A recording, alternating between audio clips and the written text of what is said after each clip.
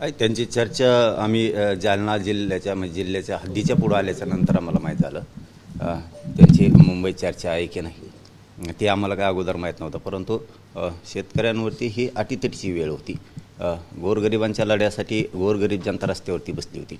आपण यावेळेस ताकदीनं साथ देणं गरजेचं होतं. म्हणून आम्ही रात्री तब्येत माझी बरोबर नाही आहे तरी पण रात्री आम्ही ताबडतोब निघाला. आता बघून जातो आणि बघतो तिथलं आता काय नियोजन हे मला माहीत नाही आहे त्यांचं. भाऊ, या आंदोलनात कोर्टाचा उपयोग झाला काय असं वाटतं? कोर्टाचा उपयोग जसं आपल्या आंदोलनाच्या वेळेस न्यायालयाने आदेश दिले होते तसेच या आंदोलनात न्यायालयाने आदेश दिले आहे. म्हणजे सगळा सन्मान करून आंदोलन गोरगरिबांसाठी कसं चालवायचं, ते पुढं कसं घ्यायचं आणि यशस्वी कसं करायचं हे सुद्धा आपल्या डोक्यात गणित असलं पाहिजे. आपण नुसतं आंदोलन करतोय म्हणून करण्यात अर्थ नसतो. ज्या वेळेस जे संकट येतील सरकारच्या वतीनं न्यायदेवतेच्या माध्यमातून असू द्या, परंतु याला मुख्य कारणीभूत सरकार आहे. सरकारकडून जे षडयंत्र डाव रचले जातील त्याला तुडून आपण गोरगरिबांना विजयाकडे कसं न्यायचं हे आपल्यावरती असतं. त्यामुळे आपण ठामपणानं शांततेच्या आणि संयमाच्या भूमिकेतून आंदोलन सुरू ठेवून ते गोरगरीब शेतकऱ्याला जिंकून देणं आपली जबाबदारी असते. तसं आम्ही केलं. सरकारनं मॅनिफेस्टोमध्ये जाहीर केलं होतं की कर्जमाफी देऊन त्याच्यासाठी आता आंदोलन करावं लागतंय. तिथं वेळ यायलाच नको होती. कसल्याच परिस्थितीत ती वेळ यायलाच नको होती. सरकारनं एक शब्द दिल्याच्या नंतर पुन्हा आंदोलन करायची वेळ यावी आणि सरकारनं शब्दही फिरू नये तितक्या ताकदीनं आपण सुद्धा निर्भीड होणं गरजेचं आहे आणि आंदोलनसुद्धा तितक्या ताकदीनं करणं गरजेचं आहे. आपण पण आंदोलन करताना कुठलंही निर्भीड असलं पाहिजे हे सगळ्यात महत्त्वाचं. कोणत्याही 6 वाजता जे आहे तो हायवे खाली करायच्या सूचना दिल्या होत्या असं पत्र बच्चू कडूंना दिल्याची माहिती होती. मात्र दोन्ही मंत्री आणि ते पत्र बच्चू कडूंना 5:58 भेटलं. या प्रकाराकडे तुम्ही कसे बघता, काय सांगा? न्यायदेवतेच्या बद्दल मी नाही बोलणार कारण शेवटी न्यायदेवता ही आपला सगळ्या गोरगरिबांचा आधार असते. परंतु या आडून सरकारनं काय डाव साधला आहे का, मग आता आपण हा डाव मोडून शेतकऱ्यांना कसं यशस्वी करायचं हे आपल्यावरती असतं. आपण त्यांना कुठल्याच त्यांच्या शब्दाला म्हणा किंवा त्यांच्या आश्वासनाला म्हणा बळी न पडता आपण किती ताकदीनं लढू. गोरगरिबांना कधी नव्हे ते त्यांचे यावेळेस संसार उद्ध्वस्त झालेले आहेत ह्या पावसामुळं. मग आता शेतकरी खूप दिवसानंतर जर ताकदीने एकत्र आला आहे, सगळं राज्य जर आता पाठबळाच्या भूमिकेत आहे, तर त्यावेळेस आपण मात्र शांततेने संयमानं वाट सोडायची नाही आंदोलनाची, लोकशाहीची. आपण 100% यशस्वी होतो. परंतु आता त्यांचं काय ठरलंय मला माहीत नाही. दादा, शेतीमालाला भाव नाही, अतिवृष्टी आहे, कर्जबाजारी शेतकरी आहे, शेतकरी आंदोलन करतोय नागपूरमध्ये, पण चर्चेसाठी आंदोलकांना मुंबईला बोलावतात. हे कितपत योग्य आहे? सरकारने यायला पाहिजे इकडं असं मला वाटत आहे. ते योग्य आहे का नाही ते आपल्यावरती. सरकार काय म्हणतंय आणि आपण काय म्हणतोय इथं कुठं सरकारला दोष देण्यापेक्षा दुसऱ्याला देण्यापेक्षा आपली भूमिका काय याला किंमत आहे. आंदोलकाची भूमिका चुकते, त्यांनी सरकारकडे जायला पाहिजे, सरकारला यायला पाहिजे यांच्याकडे. नाही असं नाही म्हणणार मी. त्यांची ज्याची त्याची आंदोलन हाताळण्याची सिस्टम असते. मी म्हणणार नाही की शेतकरी आंदोलकाची हे चुकीचे आहेत असं कधी मी म्हणणार नाही. ज्याचे त्याचे आंदोलन करण्याची स्टाईल असते, ज्याची त्याची नियम असतात. आपल्याला माहीत नाही आहे कसं आहे. मी मागेही सांगितलं की मला शेतकऱ्यांच्याबद्दलचं जास्त माहीत नाही आहे. पण मी तो लढा ज्यावेळेस उभा करेन ना त्यावेळेस पळता सरकारला पळता कमी करेल. कारण मी एकदा जर उतरलो तर पुन्हा आपल्याकडं मॅनेज अमुक तमुक कुटाने किंवा काय म्हणते त्याला पद असं काय जमत नाही. कधीच या माझ्या शेतकऱ्यांना गरिबांना न्याय मिळाला नाही 60-70 वर्षात. आपण मिळून द्यायचा म्हणून मी ताकदीनं काम करतो मी. परंतु आता आंदोलन उभं आहे. आता 2 तारखेला आमची बैठक होती राज्यव्यापी, परंतु आम्ही तातडीनं ती रद्द केली. त्याचं कारण असं होतं की आपल्यात 2 दिसून आहेत. शेतकरी एक दिसला पाहिजे, एकजूट दिसली पाहिजे. ताबडतोब आम्ही ते रद्द करून टाकली. आणि आता जे संकट आलं हे संकटच म्हणायचं शेतकऱ्यांवरती इथं. तर आपण मात्र ताकदीनं खंबीर उभा राहू. आता वाट काढली पाहिजे, सरकारने टाकलेला डाव मोडला पाहिजे. म्हणून आम्ही रातोरात नागपूरकडे निघालो. शेतकऱ्यांना काय आवाहन करा, आंदोलकांना सुद्धा शांतता. त्याच्याशिवाय आपण जिंकू शकत नाही. आपण एकतर कुठल्याही मुद्द्यावरती आपण अगोदर ठाम असायला लागतं. आपण ठाम व्हायचं आणि शांततेत चालू द्यायचं.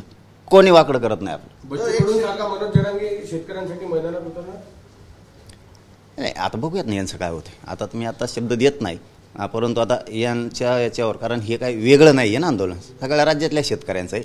आणि आपण 2 शब्द वापरून याच्यात काय म्हणतात ना, संशयाला वाट करून देऊ नये या मताचा मी आहे. आम्ही सगळा शेतकरीच राज्यातला एक आहे.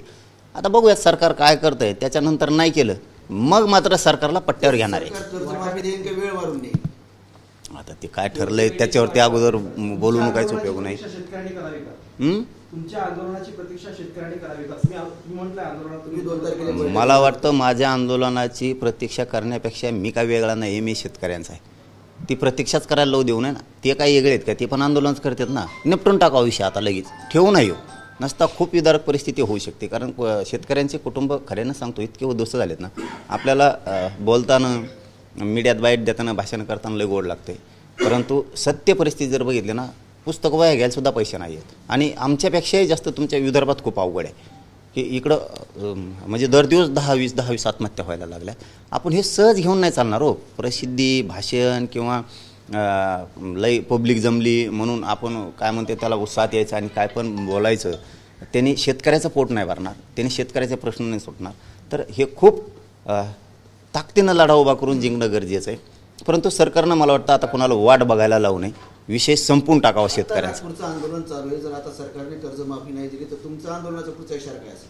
नाही आता ते पुढं बघू नका. कशामुळं की हे बघा 2 कधीच दिसू नये या मताचा मी. आम्हाला नाही हाव, म्हणजे ते लोक म्हणत असतील लगेच, बघा इकडं नागपूरला आंदोलन सुरू असून तिकडं बैठक ठेवली, मग आलंय का पुन्हा मोठेपणाचं किंवा नेतृत्वाचं हवा आले का?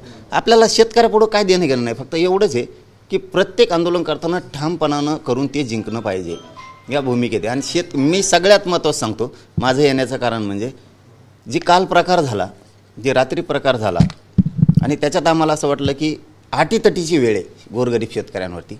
आपण सगळ्यांनी उभा राहिलंच पाहिजे खंबीरपणानं. पण त्यानंतर त्यांचं काय ठरलं मला माहीत नाही. सरकार म्हणते आम्ही शेतकऱ्यांना मदत केली, अतिवृष्टीग्रस्त शेतकऱ्यांना. पुढे केली. आता जे अतिवृष्टीचा सर्वे झाला त्यानुसार काही 3200 करोड रुपयाची मदत केली असं सरकार सांगतंय. अरे बाबा त्यांनी काय होत नाही, तुम्हाला ती आकडा दिसतो, एकदाच दाखवायचा.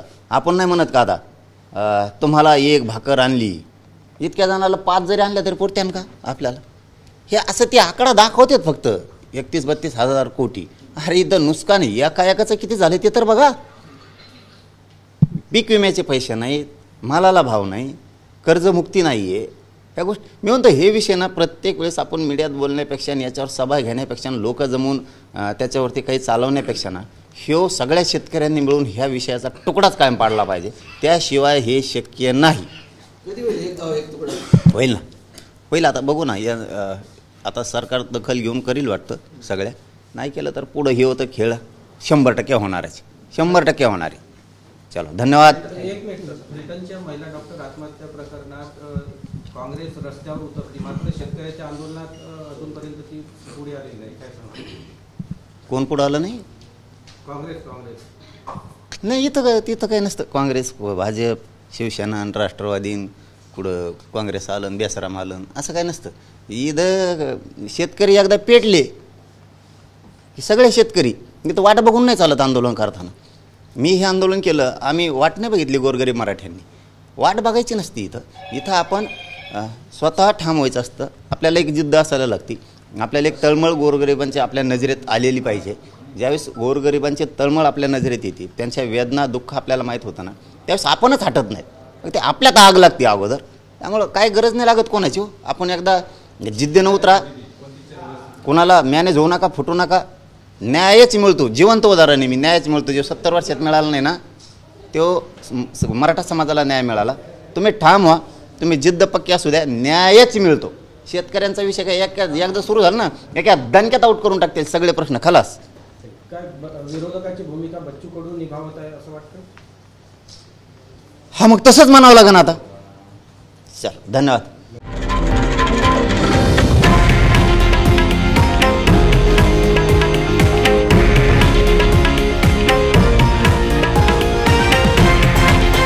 हे आहे देशातील नंबर 1 न्यूज नेटवर्क आणि आपण पाहत आहात TV9 मराठी, एकमेव.